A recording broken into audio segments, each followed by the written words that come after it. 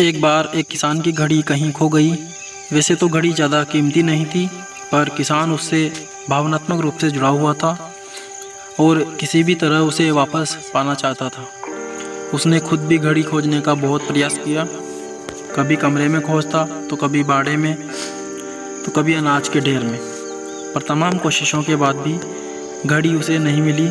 तब उसने निश्चय किया कि वो इस काम में बच्चों की मदद लेगा और उसने बच्चों पर आवाज़ लगाई कि तुम में से जो भी कोई मेरी घड़ी को खोज देगा उसे मैं 100 रुपये इनाम दूंगा।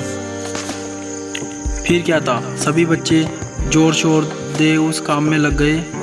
वे हर जगह की खाक छानने लगे, ऊपर नीचे बाहर आंगन में, हर जगह पर। घंटों बीत जाने पर भी घड़ी नहीं मिली।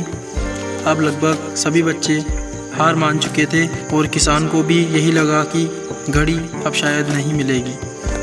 तभी उनमें से एक लड़का उसके पास आया और बोला कि काका, मुझे एक मौका और दीजिए, पर इस बार मैं ये काम अकेले ही करना चाहूँगा। किसान का क्या जा रहा था, उसे तो घड़ी चाहिए थी। तुरंत हाँ कर दी। लड़का एक एक करके घर के कमरों में जाने लगा और जब वह किसान के शयन कक्ष से निकला तो घड़ी उसके हाथ में थी।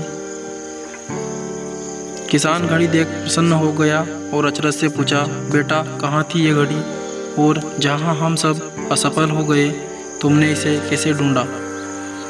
तो लड़का बोला, काका मैंने कुछ नहीं किया, बस कमरे में गया और चुपचाप बैठ गया और घड़ी की आवाज़ पर ध्यान केंद्रित करने लगा।